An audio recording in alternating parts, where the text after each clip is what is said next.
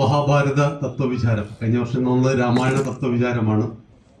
നമുക്ക് രണ്ട് ഇതിഹാസങ്ങളാണ്. ഇതിഹാസം എന്നാൽ ഇവിടെ സംഭവിച്ചത്.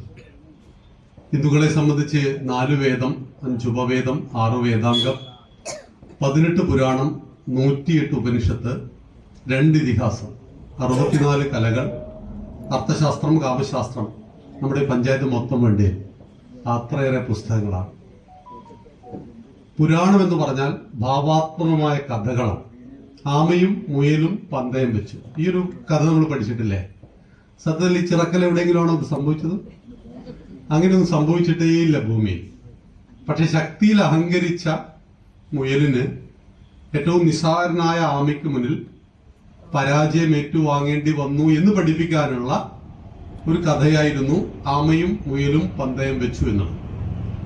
ഇതുപോലെ ഭാവാത്മകമായ കഥകളുടെ ഒരു 50,000-ൽ പരം കഥകൾ നിറഞ്ഞതാണ് 18 പുരാണങ്ങൾ. പുരാണങ്ങൾ ആർക്കും വായിച്ചാൽ മനസ്സിലാവും. ലളിതമായ കഥകളിലൂടെ വലിയ തത്വത്തെ പ്രദാനം ചെയ്യും. ഇതിഹാസം എന്നാൽ ഇവിടെ സംഭവിച്ച 2 മഹാത്മാക്കളുടെ കഥയാണ്. രാമനും കൃഷ്ണനും. രാമനും കൃഷ്ണനും ഇവിടെ സംഭവിച്ചതാണ്, ഇവിടെ ജനിച്ചവരാണ്. അതിൽ അതിശയോക്തികൾ എങ്ങനെയാണ് വന്നത്? നിങ്ങൾ ഏതൊരു തത്വത്തെയും സമാജത്തിന് മുന്നിൽ വെക്കുമ്പോൾ അതിൽ പൊടിപ്പും തൊങ്ങലുണ്ടാവും. നമ്മുടെ നാട്ടിൽ ആളുകൾ പറയാറില്ല, ഒരു പാമ്പിനെ കണ്ടു, എത്ര വലിപ്പം ഉണ്ടാവും പാമ്പിന്? പാമ്പ് ഇത്രേ ഉണ്ടാവുള്ളൂ. എന്നാൽ പറയുമ്പോൾ എങ്ങനെയെങ്കിൽ പറയാം, ഒരു വലിയ പാമ്പിനെ കണ്ടു എന്ന് പറയും. ആക്ച്വലി ഇത്ര ഉണ്ടായിരുന്നു, ചിലപ്പോൾ ഇത്രേ ഉണ്ടാവുള്ളൂ. അപ്പൊ അങ്ങനെ പറയുമ്പോഴാണ് അതിനൊരു ഗംഭീരമാകുന്നത്. മഹാഭാരതത്തെ വ്യാസഭഗവാൻ വിസ്തരിച്ച് അവതരിപ്പിച്ചപ്പോ അതിലൊരുപാട് കഥകൾക്കും ഉപകഥകള്, അതിശയോക്തികളൊക്കെ ഉണ്ടായി. അപ്പൊ ഈ കഥകൾ എടുത്തിട്ടാണ് പലപ്പോഴും ഹിന്ദുക്കളെ വിമർശിക്കുന്ന ആളുകൾ. ഇപ്പൊ ദ്രോണാചാര്യയുടെ ജന്മം എന്നൊക്കെ പറഞ്ഞാൽ ബീജം ഒഴുകി വരുന്നു. ഒരു ദ്രോണം എന്ന് വെച്ചാൽ കുടാണ്. ആ കുടത്തിലേക്ക് അതിനെ ആവാഹിച്ചെടുത്തു. അതിൽ നിന്നാണ് ആരുണ്ടാകുന്നത്? ദ്രോണരുണ്ടാകുന്നത് എന്നൊക്കെ പറയുമ്പോൾ നമ്മൾ ഇപ്പോഴത്തെ ആധുനികമായിട്ടുള്ള ടെസ്റ്റ് ട്യൂബ് ശിശു ഇങ്ങനെയുള്ള കാര്യങ്ങളുണ്ടല്ലോ, അതിന്റെ എല്ലാം സാധ്യതകൾ അന്നും പരിശോധിച്ചിട്ടുണ്ട്. ഈ ഗർഭസ്ഥ ശിശുവിന് പൂർണ്ണമായിട്ട് ബന്ധമുണ്ടോ? Yes or no? ഉണ്ട്. അതിന് അഭിമന്യു എഫക്ട് എന്നാണ് അമേരിക്ക കൊടുത്തിരിക്കുന്ന പേര്. കാരണം സുഭദ്രയുടെ വയറ്റിൽ കിടന്ന് പത്മവ്യൂഹത്തെ ഭേദിക്കുന്ന ഈ കാര്യങ്ങളൊക്കെ ആര് പഠിച്ചു? അഭിമന്യു പഠിച്ചെന്ന കഥ നമ്മൾ കേട്ടിട്ടുണ്ട്. അപ്പോ ഗർഭസ്ഥ ശിശുവിന് പൂർണ്ണമായിട്ട് ബന്ധമുണ്ട്. അതിന്റെ സാധ്യതയെ അന്ന് തേടിയിരുന്നു. അപ്പൊ സ്വാഭാവികമായിട്ട് ഇങ്ങനെ ഇന്ന് മനുഷ്യൻ നിരീക്ഷണവും പരീക്ഷണവും ഏതൊരു ശാസ്ത്ര വിഷയത്തിൽ നടക്കുന്നുവോ ഇതെല്ലാ കാലത്തും എല്ലാ നാട്ടിലും ഉണ്ടായിട്ടുണ്ട്. അതുകൊണ്ടാണ് 2000 കൊല്ലം പഴക്കമുള്ള ചില അമ്പലങ്ങളൊക്കെ തമിഴ്നാട്ടിലൊക്കെ പോയി കണ്ടാൽ നമ്മൾ അത്ഭുതപ്പെട്ടു. എങ്ങനെയാണ് ഇതൊക്കെ ഉണ്ടാക്കിയിട്ടുണ്ടാവുക? ഇതിന്റെ ശില്പകല എന്താണ്? ഇതിന്റെ എഞ്ചിനീയറിംഗ് വൈദഗ്ധ്യം എന്താണ്? നിങ്ങൾ പോയിട്ടുണ്ടാവില്ലേ ശ്രീരംഗം, തഞ്ചാവൂര്, മധുര മീനാക്ഷി? ഞങ്ങൾ കഴിഞ്ഞ 2 മാസം മുമ്പ് പോയി. മഹാത്ഭുതമാണ്. അപ്പോ ഈ ഒരു എഞ്ചിനീയർ ഇപ്പൊ ലോകാത്ഭുതം എത്ര എണ്ണ? 7. ഇതിൽ ഭാരതത്തിൽ അത്ഭുതം ഏതാണ്?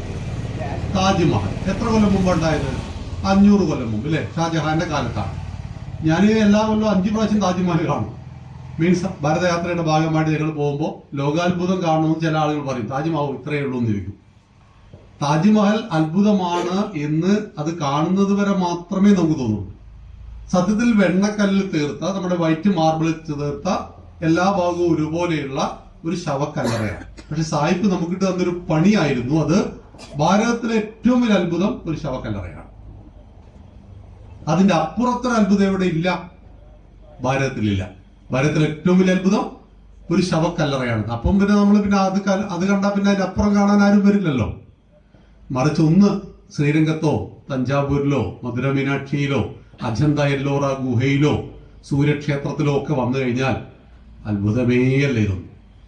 അപ്പൊ അവിടെയാണ് രാമനും കൃഷ്ണനും ജനിച്ച് ജീവിച്ച ഈ മണ്ണ്, അത്രയും പാരമ്പര്യം, സംസ്കാരം, പൈതൃകത്തെ പേറുന്ന മണ്ണ്, നിത്യനൂതനം, എല്ലാ കാലത്തുമുള്ളത്, കാലത്തിനൊപ്പം പരിഷ്കാരത്തിന് വിധേയമാകുന്ന മണ്ണ്, അന്ധവിശ്വാസങ്ങളും അനാചാരങ്ങളും എല്ലാ കാലഘട്ടത്തിലും ഇന്നുമുണ്ട് കുറെയൊക്കെ, എല്ലാത്തിനെയും പരിഷ്കരിച്ചു കൊണ്ടിരിക്കുന്ന ഹിന്ദുക്കൾ. അപ്പോഴാണ് ഇന്ന് നമ്മുടെ സുരക്ഷി 70 ദിവസമാണല്ലേ, ഈ ഒരു സാഹസികമായൊരു പരിപാടിയാണ്. കഴിഞ്ഞ ഒരു മീറ്റിങ്ങിൽ ഞങ്ങളിങ്ങനെ ഈ ഒരു ചാമുണ്ടിക്കോട്ടയിൽ 7-8 പരിപാടി, എനിക്ക് അവിടെയാണ്, കണ്ണൂരിലാണ്. ഞാൻ കുറേ ദിവസങ്ങളായിട്ട് അങ്ങോട്ടായിരുന്നു, തിരുവിതാംകൂർ ഭാഗത്തായിരുന്നു. അപ്പോൾ അവർ പറഞ്ഞു 70 ദിവസം പരിപാടി നടക്കുമോ? നമ്മൾ എന്താണെന്നറിയില്ല. ചിറക്കൽ പരിപാടി 70 ദിവസം, 40 ദിവസമാണ് നമ്മൾ സാധാരണ നടക്കാറ്. ഇപ്രാവശ്യം കുറച്ചുകൂടി കൂടി, ഒരു 29 ദിവസം കൂടി കൂടി അല്ലേ. എന്നിട്ട് 70 ദിവസം. 70 ദിവസം കൊണ്ട് എന്ത് പരിവർത്തനമാണ് നമുക്ക് ഉണ്ടാക്കാൻ കഴിയുക എന്ന് ചോദിച്ചാൽ, ആശയത്തെ നിരന്തരം കേട്ടുകൊണ്ടിരിക്കും.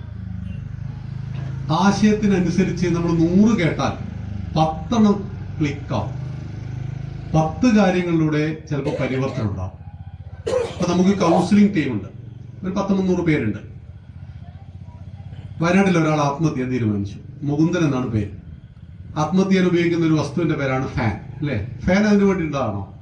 അല്ല, ഫാന് കാറ്റ് കൊള്ളാനുള്ളതാണ്. പക്ഷെ ഹിന്ദുക്കൾ മനസ്സിലാക്കിയത് തൂങ്ങിച്ചാകാനും കൂടി വേണ്ടിയിട്ടാണ് രൂപകൽപ്പന ചെയ്തത് എന്ന രീതിയിലൊക്കെയാണ് ഹിന്ദുക്കളുടെ തെറ്റിദ്ധാരണ. ആത്മഹത്യയിൽ 95% ഹിന്ദുക്കളാണ്. നിങ്ങൾ ഫാന് കയറൊക്കെ കെട്ടി സ്റ്റൂളൊക്കെ വെച്ച് എല്ലാം റെഡിയായി നിൽക്കുമ്പോൾ നമ്മുടെ വാട്സപ്പിൽ നമ്മളൊരു ഇത് അയച്ചിരുന്നു. നിങ്ങളെ മനസ്സിന് ഒരുപാട് വിഷമം ഉണ്ടാക്കുന്ന കാര്യങ്ങളുണ്ടെങ്കിൽ നിങ്ങൾ ഞങ്ങളോട് സംസാരിക്കും എന്ന് പറഞ്ഞൊരു പോസ്റ്റർ ഉണ്ടായിരുന്നു. അപ്പൊ അത് 14 പേരുടെ നമ്പർ അതിൽ കൊടുത്തിട്ടുണ്ട്. 14 ജില്ലാ കൗൺസിലിംഗ് ടീമിന്റെ കോർഡിനേറ്റേഴ്സിന്റെ നമ്പറാണ് അതിൽ കൊടുത്തത്. അപ്പോൾ ഇയാള് തൂങ്ങാൻ ചാകുന്നതിന്റെ തൊട്ട് മുമ്പ് ഇത് ഓർമ്മ, ചത്തിട്ടില്ല കേട്ടോ, മരിക്കാൻ പോകുന്നതിന്റെ തൊട്ട് മുമ്പ് ഈ പോസ്റ്ററിലെ നമ്പർ ഒന്ന് ഓർമ്മ വന്നപ്പോൾ അയാൾ ഇതൊക്കെ കഴിച്ച് താഴെ വെച്ചു, വിളിച്ചു. രഞ്ജിത്ത് എന്ന് പറഞ്ഞ ആളെ വിളിച്ചത്.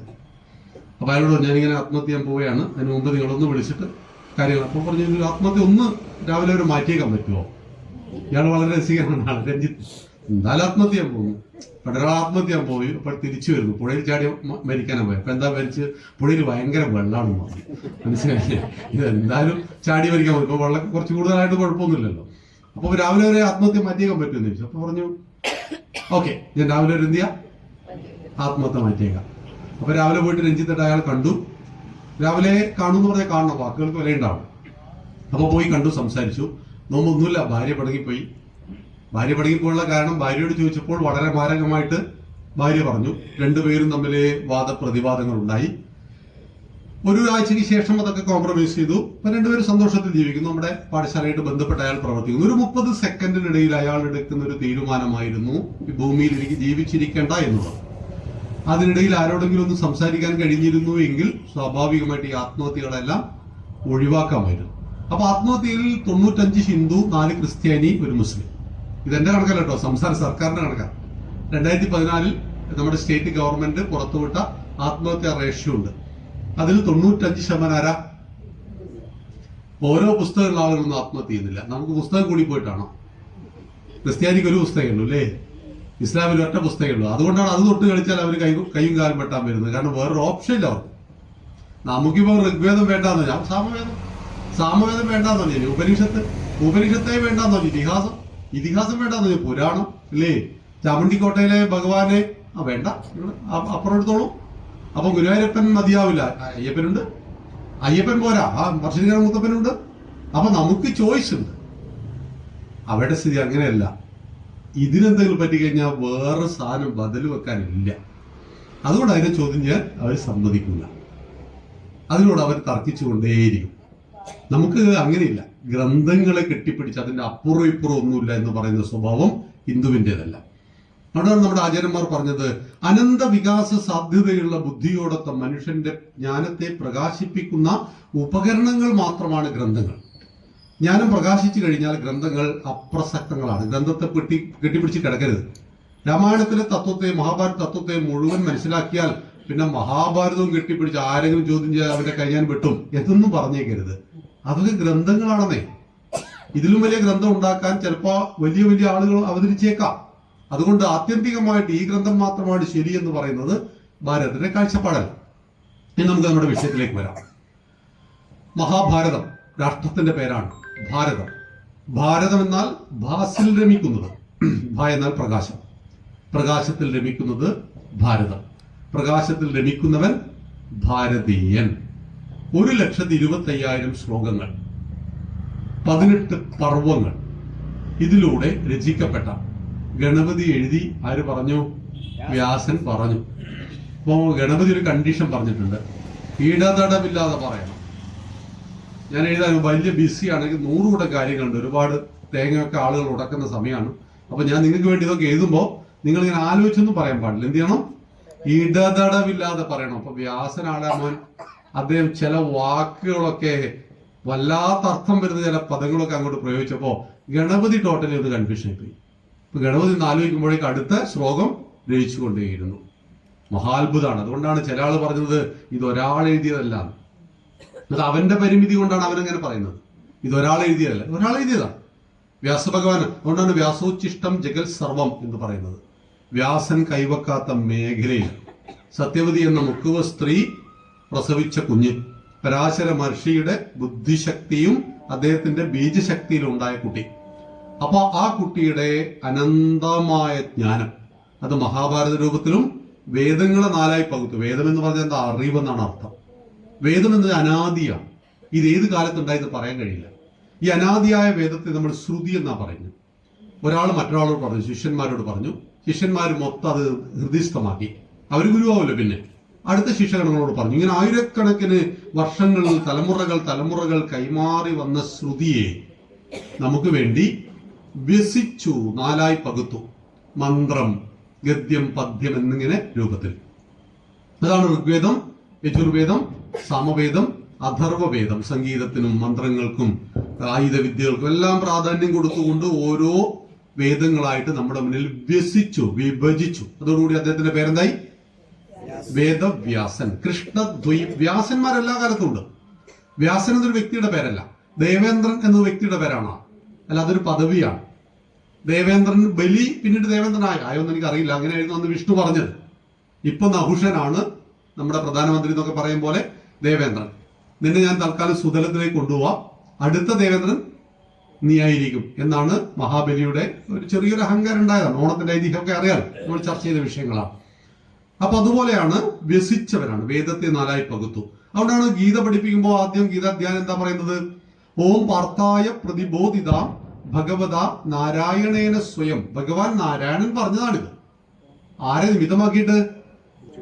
പാർത്ഥനെ നിമിത്തമാക്കിയിട്ട്, അർജുനെ നിമിത്തമാക്കി പറഞ്ഞു. വ്യാസേന ഗ്രഥിതാം പുരാണമുനിനാം. പുരാണമുനിയായ വ്യാസനത് വിസ്തരിച്ചെഴുതി. മധ്യേ മഹാഭാരതം. മഹാഭാരതം മധ്യത്തിലായി പ്രതിഷ്ഠിച്ചു. അദ്വൈതാമൃത വർഷിണി ഭഗവതി അഷ്ടാദശാധ്യായിനി. അദ്വൈതം, രണ്ടില്ലാത്ത ഒന്നിനെ കുറിച്ച് പറയുന്ന ഭഗവത്ഗീതയെ അഷ്ടാദശാധ്യായിനി. അഷ്ടം പ്ലസ് ദശം ഈസ് ഈക്വൽ ടു 18 അല്ലെ? 18 അധ്യായത്തോട് കൂടിയവളെ എന്ന് ഭഗവത്ഗീതയെ വിശേഷിപ്പിക്കുന്നത്. ഭഗവത്ഗീത കുരുക്ഷേത്ര യുദ്ധഭൂമിയിൽ പൊരിവെയിലത്ത് 700 ശ്ലോകമൊക്കെ ശേഷം പറഞ്ഞോ? എത്ര ദിവസം വേണ്ടത്? അങ്ങനെ പറഞ്ഞോ? ഇല്ല. അർജുന് ചില ആശയക്കുഴപ്പങ്ങളുണ്ടായി. അർജുൻ ഭഗവാനോട് ചോദിച്ചു, ഭഗവാൻ കൃത്യമായ ഉത്തരം കൊടുത്തു. അർജുന്റെ സംശയം മാറിയില്ല, വീണ്ടും ചോദിച്ചു. അങ്ങനെ 1.5 മണിക്കൂറോട് സംഭവം കഴിഞ്ഞു. അർജുൻ അമ്പുവില്ലൊക്കെ എടുത്തു, യുദ്ധം ചെയ്തു. ആരെ കൊല്ലില്ല എന്ന് പറഞ്ഞ ആ ഭീഷ്മപിതാവിന്റെ ശരീരത്തിലൂടെ 2000 അമ്പ് കടത്തി വിട്ടാണ്. ഏത് കർമ്മത്തിൽ നിന്നും പിന്തിരിഞ്ഞോടുവാൻ ഒരു യോദ്ധാവ് പരിശ്രമിച്ചുവോ, ഒരു രാജ്യത്തിന്റെ കമാൻഡർ ഇൻ ചീഫ് ശത്രുവിനെ കണ്ടപ്പോൾ പതറി ഞാൻ യുദ്ധത്തിലില്ലെന്ന് പറഞ്ഞപ്പോൾ ആ യുദ്ധത്തിനില്ല എന്ന് പറയുവാനുള്ള കാരണത്തെയാണ് ചികഞ്ഞത്. ഇപ്പൊ രക്തത്തിന്റെ ദൂഷ്യം കൊണ്ട് ശരീരത്തിന്റെ പുറത്ത് ചൊറിച്ചിലുണ്ടായാൽ 2 തരം ട്രീറ്റ്മെന്റ് ഉണ്ട്. ഒന്നാമത്തേത് ഓയിൽമെന്റ് പുരട്ടുക എന്നുള്ളതാണ്. കുറച്ച് ദിവസം കഴിഞ്ഞ് ഇത് വീണ്ടും വരും. നല്ലൊരു വിഷഗ്വരം ചെയ്യുന്നത് രക്തത്തിന് ചികിത്സ നൽകുക എന്നുള്ളതാണ്. കാരണത്തെ ചികിത്സിക്കുക എന്നുള്ളതാണ്. അപ്പോൾ ആ കാര്യകാരണത്തെ അപഗ്രഥനം ചെയ്തു ശ്രീകൃഷ്ണൻ. ഇവൻ ഇങ്ങനെ ആയിരുന്നില്ലല്ലോ. ഈ യുദ്ധഭൂമിയിൽ വരുന്നതിന് മുമ്പ് അർജുനൻ യുദ്ധം നടത്തിയിട്ടുണ്ടായിരുന്നു മുമ്പ്. പിന്നെ കാട്ടാള വേഷത്തിൽ വന്ന മഹാദേവനോട് യുദ്ധം ചെയ്ത ആളാണ്. ഗാണ്ഡവനം ദഹിപ്പിക്കാൻ വേണ്ടി അഗ്നിക്ക് സൗകര്യമൊരുക്കുമ്പോൾ ദേവേന്ദ്രൻ മഴ വർഷിച്ചപ്പോൾ അമ്പുകൊണ്ട് പന്തലൊരുക്കിയവനാണ്. തന്റെ ശിഷ്യന്മാരോട് ദ്രുപദനെ പിടിച്ചു കെട്ടി കൊണ്ടുവരണം എന്ന് പറഞ്ഞപ്പോ ദ്രുപദൻ ബാക്കി എല്ലാവരെയും തോൽപ്പിച്ചു. അർജുനൻ പോയിട്ട് ദ്രുപദനെ തോൽപ്പിച്ച് പിടിച്ചു കെട്ടി കൊണ്ടുവന്നതാണ്. അന്ന് അർജുന്റെ വയസ്സ് 18 വയസ്സാ. അങ്ങനെ ധീരയോദ്ധാവ്, ഒരുപാട് യുദ്ധങ്ങൾ കണ്ട് ഒരുപാട് ആളുകളെ കൊന്ന് കൈയുടെ ചോര കണ്ട അറപ്പും വെറുപ്പൊക്കെ മാറിയ ഒരാളാണ് ഗാണ്ഡീവൻ താഴെ വെച്ചിട്ട് കരയുന്നത്. അപ്പോഴാണ് ഭഗവാനുമായിട്ട് ചർച്ചകൾ നടക്കുന്നത്. കാർപ്പണ്യദോഷോ പഹത സ്വഭാവ പൃച്ഛാമിത്വാം ധർമ്മസമൂഢചേത ശ്രേയസ്യ നിശ്ചിതം ബ്രൂഹി തന്മേ ശിഷ്യസ്തേ അഹം ശാദിമാത്വാ പ്രപന്നം എന്ന് ഗീതയിലെ 2ാമത്തെ അധ്യായമായ സാഖ്യയോഗത്തിലെ 7ാമത്തെ ശ്ലോകമാണ് ഞാനിപ്പോ പറഞ്ഞത്. നമ്മുടെ എല്ലാം ജീവിതത്തിൽ പ്രസക്തമായ ശ്ലോക. എപ്പോഴാണ് നമുക്ക് നല്ലൊരു ഗുരുവിനെ കിട്ടുക? നമ്മൾ നല്ലൊരു ശിഷ്യനാവണം. നമ്മൾ നല്ലൊരു ശിഷ്യനാവുമ്പോൾ നമ്മളെ തേടി നല്ല ഗുരുക്കന്മാർ വന്നോളും. കാർപ്പണ്യ ദോഷോ, അജ്ഞതയാകുന്ന ദോഷം ബാധിച്ചിരിക്കുന്നു എന്നെ ഭഗവാനെ. ഞാൻ ധർമ്മസമൂഢ ഛേദനായിരിക്കുന്നു. ധർമ്മമേത് അധർമ്മമേത് തിരിച്ചറിയാൻ എനിക്ക് പറ്റുന്നില്ല. ശരി ഏത് തെറ്റേതെന്ന് തിരിച്ചറിയാൻ പറ്റുന്നില്ല. ഫുൾ സറണ്ടറായി. ഗുരുവിനോട് നമ്മൾ എന്ത് ചെയ്യരുത്? അഹങ്കാരം കാണിക്കരുത്. ഗുരുവിന്റെ മുന്നിൽ ആളാവാനും നിൽക്കരുത്. ഗുരുവിന്റെ മുന്നിൽ സറണ്ടർ ആണ്. എന്ന് വെച്ചാൽ സാഷ്ടാംഗ പ്രണാമം ചെയ്യുമ്പോൾ ഗുരുവിൽ നിന്ന് ജ്ഞാനം സൂര്യനെ കാണുമ്പോൾ സൂര്യകാന്തി വിടരുന്നത് പോലെ ഗുരുവിനെ കാണുമ്പോൾ ശിഷ്യന്റെ ഉള്ളിലെ ജ്ഞാനതൃഷ്ണയെ ഗുരുവിന് ബോധ്യപ്പെടുകയും ഗുരുവിൽ നിന്ന് അനന്തമായിട്ട് അത് പ്രവഹിക്കുകയും ചെയ്തു. നല്ല ശിഷ്യനായി മാറി അർജുനൻ. എല്ലാ അഹങ്കാരങ്ങളും വെച്ച് ആദ്യം എന്തൊക്കെയാ പറഞ്ഞത്? സേനയോ ഉഭയോർ മധ്യേ, രണ്ട് സൈന്യത്തിന്റെയും മധ്യത്തിലായിട്ട് രഥം സ്ഥാപിക്കൂ അച്യുത. ഒരു SI ഡ്രൈവറോട് പറയാൻ പോലെയാണ് പറഞ്ഞത്. ഭഗവാൻ ഒരു കള്ളച്ചിരിയോടുകൂടി ഇതങ്ങോട്ട് എടുത്തു. അവിടെ കൊണ്ടുപോയിട്ട് അങ്ങ് നിർത്തി. ആരെ കണ്ടാലാണോ അർജുനന്റെ മനസ്സ് ഇളകി പോവുക. 64 യോജന നീളവും വീതിയുണ്ട്. കണ്ണൂർ ജില്ലയേക്കാൾ 2 ഇരട്ടി വലിപ്പമുണ്ട് കുരുക്ഷേത്രം. എവിടെ വേണമെങ്കിലും 42 ലക്ഷം ആളുകൾ പങ്കെടുത്ത യുദ്ധം. ഒരു അക്ഷൗണിയിലെ കണക്ക് നമ്മുടെ എല്ലാം കയ്യിലുണ്ടാവും. ഇത്ര കുതിര, ഇത്ര കാലാള്, ഇത്ര തേരുന്നൊക്കെ. അപ്പൊ അവിടെ എവിടെ നിർത്താം. പക്ഷെ കൊണ്ടുപോയി നിർത്തിയത് ആരെ കണ്ടാലാണോ മനസ്സിളകി പോവുക. രണ്ടുപേരോട് വല്ലാത്ത പ്രേമുണ്ട് അർജുനൻ. ഒന്ന് ഗുരുനാഥൻ ദ്രോണർ, 2 ഭീഷ്മ പിതാമഹൻ, പിന്നെ 100 കസിൻ ബ്രദേഴ്സ്, അച്ഛന്റെ ജ്യേഷ്ഠന്റെ 100 മക്കൾ. ഇവരെയാണ് കൊല്ലേണ്ടത്. നമ്മളാണെങ്കിൽ എന്ത് ചെയ്യും? അച്ഛൻ്റെ ഏട്ടന്റെ 100 മക്കള് ഫൈറ്റ് ചെയ്യാൻ വേണ്ടി മുന്നിൽ നിൽക്കുന്നു. പിതാമഹൻ മുത്തച്ഛൻ മുന്നിൽ നിൽക്കുന്നു. ഗുരുനാഥൻ മുന്നിൽ നിൽക്കുന്നു. ഇവരെല്ലാം കൊന്നിട്ട് വേണം ജയിക്കാൻ. ഒന്നുകിൽ കൊല്ലണം അല്ലെങ്കിൽ ചാവണം. ഇങ്ങനൊരു അവസ്ഥയിൽ നമ്മളാണെങ്കിൽ നമ്മൾ എന്ത് ചെയ്യും? ഈ ചോദ്യോത്തരം വേണോ? അതാണ് ഭഗവത്ഗീത. നമ്മുടെ വിഷയം അതല്ല. നമ്മൾ പറഞ്ഞാണല്ലേ, മുമ്പ് പറഞ്ഞ ഗീത നമ്മൾ പറഞ്ഞാണ്. ഗീത മഹാഭാരതത്തിൽ ഏറ്റവും പ്രധാനപ്പെട്ട മധ്യഭാഗത്ത് വരുന്നതാണ് ഗീത. എങ്കിൽ ഗീതയെ പരിശോധിക്കുമ്പോൾ മഹാഭാരതത്തെ പരിശോധിക്കണം. അപ്പൊ മഹാഭാരത തത്വവിചാരം, ഇതാണ് നമ്മുടെ ഇന്നത്തെ വിഷയം. സുഷി, വെള്ളം ഉണ്ടായത് ഇവിടെ?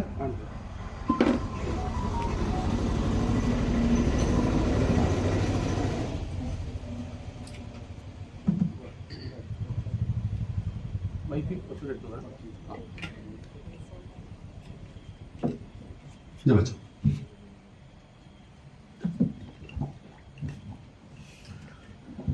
മഹാഭാരതത്തിൽ ഒരുപാട് പരമ്പരയുടെ ചരിത്രമാണ് നമ്മുടെ രാമായണവും മഹാഭാരതവും ഒക്കെ. മഹാവിഷ്ണുവിന്റെ നാഭി കമലത്തിൽ നിന്ന്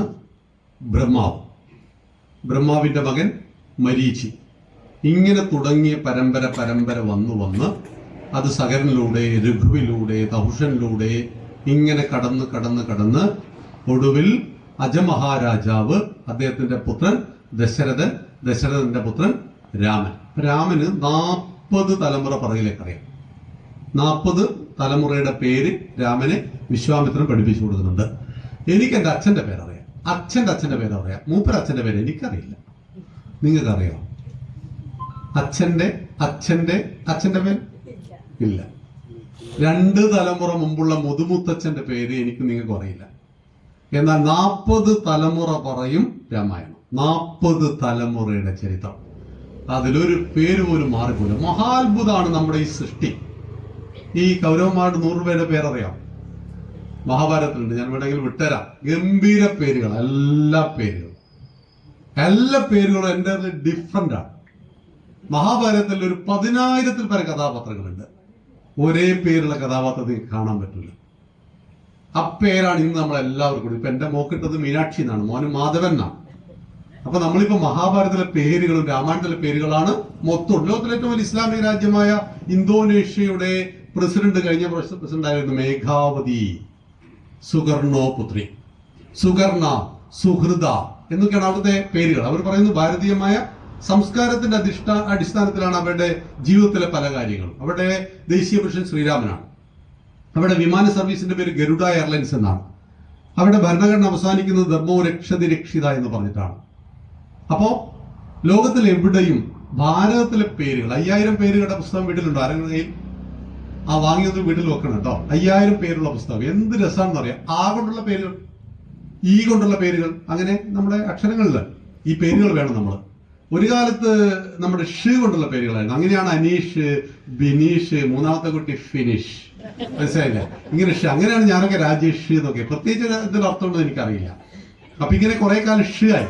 പിന്നെ ഹിന്ദുക്കൾക്ക് മനസ്സിലായി ഷ് കൊണ്ടുള്ള പേരിലൊന്നും ഒരു കാര്യമില്ല എന്നുള്ളത്. അങ്ങനെ എന്ത് ചെയ്തു? ഇപ്പൊ നമ്മൾ നമ്മുടെ ആ സംസ്കാരത്തിലേക്ക്, പാരമ്പര്യത്തിലേക്ക് ചെറിയ കുട്ടികളുടെ പേരെന്തൊക്കെയാ? കല്യാണി. ഇല്ലേ, ഞങ്ങളുടെ നാട്ടിൽ കല്യാണി അമ്മ. ആ പ്രായമുള്ള ആളായിരുന്നു. ഇപ്പൊ കല്യാണി എന്നൊക്കെ പറഞ്ഞ് ചെറിയല്ലേ. നമ്മുടെ ഇപ്പൊ ലോക സിനിമയൊക്കെ വന്നില്ലേ, പ്രിയദർശന്റെ മോളുടെ പേരെന്താ? കല്യാണി പ്രിയദർശൻ എന്നാണ്, കല്യാണി എന്നാണ് പേര്. മാധു. അപ്പോ നമ്മുടെ സംസ്കാരത്തിലെ പേരുകളും പാരമ്പര്യങ്ങളും ഒക്കെ നമ്മൾ തിരിച്ചു പിടിക്കുന്നു അറിയാതെ. ഇപ്പം പേരിടുന്ന അമ്മയ്ക്കോ മുത്തശ്ശിക്കൊന്നും ഇതിന്റെ മഹാത്മ്യം അറിയില്ല. കാരണം അവരുടെ ഉള്ളിൽ ഈ സാധനം ഉണ്ട്. മഹാലക്ഷ്മി, സൂര്യനാരായണൻ, ഗായത്രി, ഇതൊക്കെ ഏത് പേരാ? മാവള പേരാ? ഭാരതത്തിന്റെ പേരുകളാ. അവരൊരു ഹിന്ദു ആയാലും ഇപ്പൊ അഭിമാനിക്കാനൊന്നുമില്ല കേട്ടോ. പിന്നെ നിന്റെ കുട്ടിയുടെ പേരെന്താ? ഗായത്രി. ഇത് എവിടുന്ന് കിട്ടി? നീ ഹിന്ദു ആയതുകൊണ്ട് കിട്ടിയതാണത്. നമ്മൾ കസ്തൂരിമാനെ പോലെയാണ് പലപ്പോഴും. കസ്തൂരിയുടെ സുഗന്ധം ഇതിന്റെ നാഭീകമലത്തിൽ നിന്നും പുറത്തേക്ക്, ശരീരത്തിന് പുറത്തേക്ക് വരുന്നതാണ്. പക്ഷെ കസ്തൂരിമാൻ മൂക്കും പിടിച്ച് നടക്കുക. ഇത് എവിടുന്നാണാവോ ഈ മണോ? ഹിന്ദുക്കൾ ഇങ്ങനെയാണ്. അബ്സല്യൂട്ട് ഫ്രീഡം, സ്വാതന്ത്ര്യം ഒരുപാടൊക്കെ കൂടിപ്പോയി ഇല്ലേ ഹിന്ദുക്കൾക്ക്? ബാക്കിയുള്ളവർക്ക് ഒരുപാടൊക്കെ കുറഞ്ഞും പോയി. ഇപ്പൊ കാസർഗോഡ് ഞാൻ കഴിഞ്ഞ 2 മാസം മുമ്പ് പോയ സമയത്ത് ഞാൻ ടൗണിൽ നിൽക്കുമ്പോൾ ഒരു ടീം മുസ്ലിം സ്ത്രീകൾ വരിക. മുസ്ലിം സ്ത്രീകൾ അതിങ്ങനെ മനസ്സിലാക്കിയത് പർദ്ദയിട്ടിട്ടാണ്. പർദ്ദയിട്ടു, മുഖം മറച്ചു, കണ്ണിന് നെറ്റിട്ടിരിക്കുക. കണ്ടിട്ടോ നിങ്ങൾ? കണ്ണിന് നെറ്റിടും. നമ്മളങ്ങ് കണ്ണ് നോക്കിയാലോ എന്ന് കരുതി.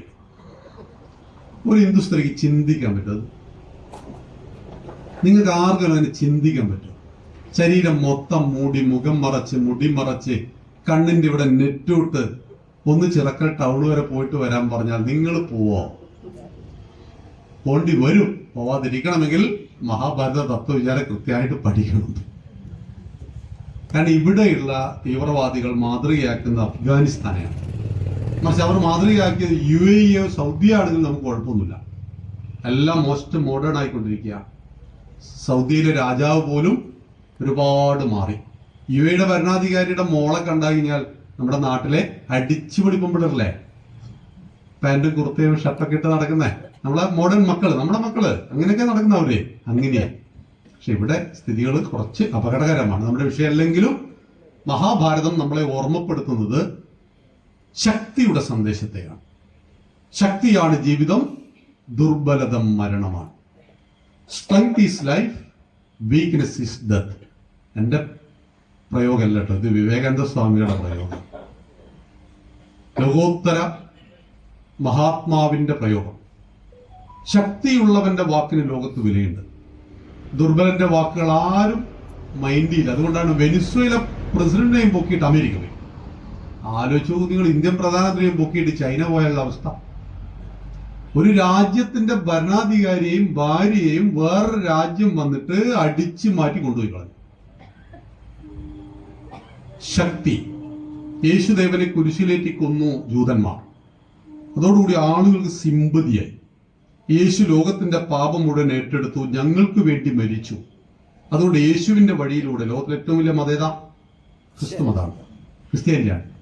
എന്നാൽ ചിന്തിച്ചാൽ ഒരർത്ഥവും അക്കാര്യത്തിലില്ല എന്ന് നിങ്ങൾക്ക് ബോധ്യപ്പെടും. സ്വയം രക്ഷിക്കുവാൻ കഴിയാത്ത ഒരാൾക്ക് ലോകത്തെ രക്ഷിക്കാൻ കഴിയില്ല. സ്വയം രക്ഷപ്പെടാൻ കഴിയാത്ത ഒരാൾക്ക് മറ്റൊരാൾക്ക് വഴി കാണിച്ചു കൊടുക്കാൻ കഴിയില്ല. ഇരുട്ടിൽ നിൽക്കുന്ന ഒരാൾക്ക് വെളിച്ചത്തെ അന്വേഷിക്കാൻ കഴിയില്ല. ഇരുട്ടിൽ നിൽക്കുന്ന ഒരാൾക്ക് മറ്റൊരാൾക്ക് വെളിച്ചമാകുവാനും കഴിയില്ല. പക്ഷെ കഥയിൽ, സംഭവങ്ങളിൽ സിമ്പതി ഉണ്ടാവും. സിമ്പതിയിലാണ് സാമാന്യ ജനങ്ങൾ എപ്പോഴും ആകർഷിക്കപ്പെടുന്നത്. അവർ ചെറിയ ചെറിയ കാര്യങ്ങൾ മതി ആളുകൾ ആകർഷിക്കാൻ. കാരണം മനുഷ്യന്റെ ബുദ്ധി വൈഭവം വളരെ ലോ ആണ്. എല്ലാവരും അല്ല കേട്ടോ, വലിയൊരു ശതമാനത്തിന്റെ. അവരെ ആകർഷിക്കുന്നത് ചെറിയ ചെറിയ ചിന്തകളാണ്. എനിക്ക് വേണ്ടി അദ്ദേഹം മരിച്ചു. നമ്മൾ അമ്പലത്തിൽ പോകുന്ന ചില ആളുകളോട് പറയണം എനിക്ക് വേണ്ടി ഒന്ന് പ്രാർത്ഥിക്കണേ. അങ്ങനെ സംവിധാനം ഉണ്ടാ? എനിക്ക് വേണ്ടി നിങ്ങൾ ഭക്ഷണം കഴിച്ചോളൂ അത് പറയാറില്ല നമ്മൾ. ഞാൻ പട്ടിണി കിടന്നോളാം, എനിക്ക് വേണ്ടിയിട്ട് 1000 രൂപ എടുത്തിട്ട് നിങ്ങൾ ഉഷാറായിട്ട് ഭക്ഷണം കഴിച്ചോളൂ എന്ന് പറയോ? ഇല്ല, ഗുരുവായൂർ പോകണ്ട, അപ്പൊ എനിക്ക് വേണ്ടി കൂടി ഒന്ന് പ്രാർത്ഥിച്ചേക്കൂ. അത് എളുപ്പ പരിപാടിയാണ്. നിങ്ങൾക്ക് തലവേദന വന്നു, ആർക്കാ തലവേദന ഉണ്ടാവുക? എനിക്ക് തലവേദന വന്നാൽ ആരനുഭവിക്കണം? ഞാൻ അനുഭവിക്കണം. തടവി തരാൻ പലരുണ്ടാകും, പക്ഷെ വേദന ഞാൻ തന്നെ അനുഭവിക്കണം. അപ്പൊ ഈ പകരപ്പരിപാടി ഒന്നുമില്ല. പ്രാർത്ഥനയ്ക്ക് ആളയക്കുക അങ്ങനെയൊന്നുമില്ല. പ്രാർത്ഥനയൊക്കെ അവനവനെ ഉയർത്തുവാൻ വേണ്ടി അവനവൻ ചെയ്യുന്നതാണ്. ഉദ്ധരേത് ആത്മനാത്മാനം. നിന്നെ ഉയർത്തുന്ന നീയാണ്, നിന്നെ താഴ്ത്തുന്ന നീയാണ്, നിന്റെ ബന്ധു നീയാണ്, നിന്റെ ശത്രു നീയാണ്. ഇത് ഗീതയിൽ ഭഗവാൻ കൃത്യമായിട്ട് പറഞ്ഞു. ഈ മഹത്തായ തത്വങ്ങളെ നമ്മൾ പറയുന്നു. ഒരു പെൺകുട്ടി പ്രായം 20 രാത്രി വൈകി വീട്ടിലേക്ക് വരുമ്പോൾ ഇവിടെ പിന്നാലെ 4-5 കാമഭ്രാന്തന്മാർ ഓടി. അവളെ നശിപ്പിക്കാൻ വേണ്ടി ഓടി. അവൾ ഓടിക്കൊണ്ടിരിക്കവേ ഒരു കാഴ്ച കണ്ടു. ഒരാളെ ആളുകൾ അടിച്ചൊടിച്ച് ഒരു തൂണിൽ കെട്ടിയിരിക്കുന്നു, മരത്തിൽ കെട്ടിയിരിക്കുന്നു. പെൺകുട്ടി അവിടെ ചെന്ന് പറയോ, എന്നെ രക്ഷിക്കണമേ എന്ന്. അയാളെ തന്നെ രക്ഷിക്കാൻ പറ്റിയില്ല, ചോര ഒലിപ്പിച്ച് നിൽക്കുകയാണ്.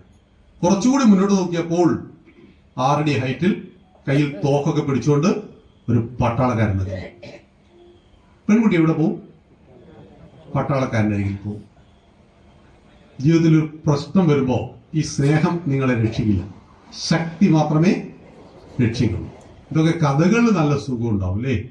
പക്ഷേ ലൈഫിൽ ശക്തിയില്ല എങ്കിൽ ഒരിക്കലും രക്ഷപ്പെടാൻ കഴിയില്ല.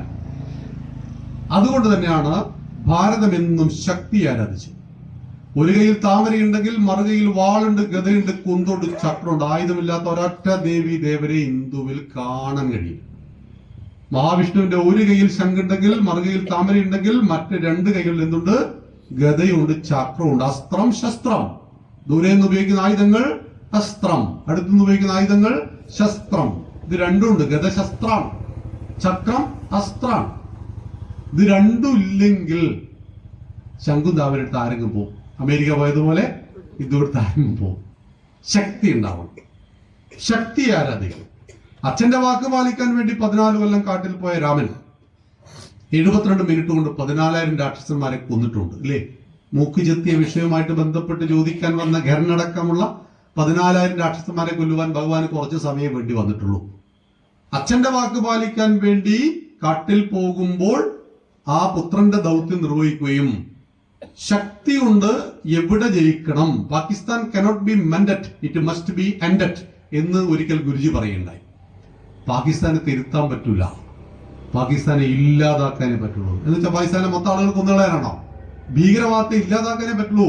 75 കൊല്ലങ്ങൾക്ക് ഇപ്പുറവും നമ്മൾ ഇന്നും പാകിസ്ഥാനെ കുറിച്ച് ചിന്തിച്ചുകൊണ്ടേയിരിക്കുകയാണ്. ഇപ്പോൾ ഏതാനും മാസങ്ങൾക്ക് മുമ്പായിരുന്നല്ലോ കലിമ ചൊല്ലാൻ അറിയാത്ത 26 ആളുടെ തലയിലൂടെ എന്ത് കടന്നുപോയി? ബുള്ളറ്റ് കടന്നുപോയി. എനിക്ക് പരിചയമുള്ള ആളായിരുന്നു രാമേന്ദ്രേട്ട, എറണാകുളത്ത് നമ്മുടെ BMSന്റെ ഒക്കെ പ്രവർത്തകനായിരുന്നു. അപ്പൊ അദ്ദേഹം മകളുടെ കൂടെയാണ് പോയത്. മകളും മകളുടെ പേരക്കുട്ടികളുണ്ട്. പഹൽഗാം പോയിട്ടുണ്ടോ? കലിമല്ലാൻ അറിയാം? പഹൽഗാം പോയിട്ടുണ്ട് ഇതില്? യെസ്, ഒരാളുണ്ട്. ഗംഭീരം അല്ലേ? മിനി സ്വിറ്റ്സർലൻഡ് എന്നൊക്കെ പറയുന്ന അത്രയും മനോഹരമായ സ്ഥലമാണ്. കാശ്മീർ പഴയതുപോലെയല്ല. 320 വകുപ്പ് എടുത്തോടുകൂടി അടുത്ത ആൾക്കാർ പണിക്ക് വന്നു തുടങ്ങി. പട്ടാളത്തിലെ കല്ലെറിയുന്ന പണി ഇപ്പം ഇല്ല, അതൊരു പണിയായിരുന്നു പണ്ട്. പട്ടാളത്തിലെ കല്ലെറിയാൻ പണി, രാവിലെ എറിയാൻ, കല്ലെടുത്തെറിയാൻ, 500 രൂപ വൈദ്യുതി വാങ്ങുക, പോവാം. നമ്മൾ ബംഗാളിനൊക്കെ വിളിക്കുന്നില്ലേ വീട്ടിൽ, അതുപോലെ ഭീകരന്മാരുടെ പണം മേടിച്ചിട്ട് പട്ടാളത്തിലെ കല്ലെറിയായിരുന്നു. അതൊക്കെ മാറി എല്ലാവരും കച്ചവടമൊക്കെ ചെയ്ത് സുഖമായിട്ട് ജീവിക്കാൻ തുടങ്ങിയത് ഭീകരന്മാരിൽ അസ്വസ്ഥത ഉണ്ടാക്കിയിട്ടുണ്ട്. അങ്ങനെയുള്ള ഒരു അവസ്ഥയിലാണ് 26 ആളുകളുടെ ഈ രാമേന്ദ്രന്റെ ഇവിടെ ഇങ്ങനെ മോള് പറഞ്ഞാണ് ഇവിടെ തോക്ക് വെച്ചിട്ട് കലിമ ചൊല്ലാൻ പറഞ്ഞു. ഇദ്ദേഹം ഞാൻ ഹിന്ദുവാണ് എന്ന് പറഞ്ഞതും തല ഇങ്ങനെ ചെതറി അങ്ങോട്ട് തെറിച്ചു. മക്കളെയും കൊണ്ട് ഇവരോടി. സ്ത്രീകളെ കൊന്നിട്ടില്ല, എന്താണെന്നറിയില്ല, പൊതുവെ ആരെയും വിടാത്തതാണ്. അപ്പോഴാണ് തമിഴ്നാട്ടിൽ നിന്ന് പോയ ഒരു നവദമ്പതികളിൽ ഭർത്താവിനെ കൊന്നിട്ട് ആ ഫോട്ടോയാണല്ലേ വൈറലായ ആ ഫോട്ടോ. അവളുടെ തലമണ്ടയിൽ മുട്ടിച്ചിട്ട് പറഞ്ഞു, അപ്പോൾ അവൾ മോഡിയോട് ചെന്ന് പറ അല്ലേ, നിന്നെ ഞാൻ ബാക്കി വെച്ചത് എന്തിനാണ്, മോഡിയോട് പറയൂ എന്ന് പറഞ്ഞാൽ ഒരു വല്ലാത്തൊരു വാക്കുകളൊക്കെ ആയിരുന്നു. അപ്പൊ അതുകൊണ്ടാണ് ഓപ്പറേഷൻ സിന്ദൂര തിലകം മായ്ച്ചത്. ഇത് മഹാഭാരതത്തിലെ ഏറ്റവും പ്രധാന തത്വമാണ്, സമദൂര സിദ്ധാന്തം. അത് NSSന്റെ നിലപാടൊന്നല്ല കേട്ടോ, ഇതിന് മുമ്പേ ഉള്ളതാണ്. സമദൂരം, ഷഡനോട് ഷാഢ്യം, സംപ്രേരണാർത്ഥ സങ്കല്പ ത്വരാജ സഹജക്രിയ വജ്രാഘാത ചമത്കാരോ നിയുദ്ധേ ഷഡ്ക്രിയാമത. നിയുദ്ധ എന്ന് പറയുന്ന കരാട്ടെ മുറ പഠിപ്പിക്കുമ്പോൾ ഈ 6 നിയമങ്ങൾ പറയും. സംപ്രേരണ, attack is the best defence. നിങ്ങൾ ഒരാൾ തല്ലുമെന്ന് 100% ഉറപ്പ് വന്നാൽ അയാൾ തല്ലുന്നതിന് മുമ്പ് കയറി അങ്ങോട്ട് തല്ലണം. പക്ഷെ രണ്ടാമത്തെ കാര്യം ശ്രദ്ധിക്കണം, സങ്കല്പം. ആരെയാണ് തല്ലുന്നത്? കരാട്ടെ ബ്ലാക്ക് ബെൽറ്റ് എല്ലാം കഴിഞ്ഞിട്ട് 6 അടി പൊക്കമുള്ള തന്നെ നമ്മൾ കയറി തല്ലിയാലോ? ആളെ ബാക്കി ഉണ്ടാവില്ല. അപ്പൊ സങ്കല്പം ഉണ്ടാവണം. ത്വര, മൂന്നാമത്തേത്. കളിച്ചാൽ ജയിക്കണം, അല്ലെ കളിക്കാൻ നിൽക്കരുത്.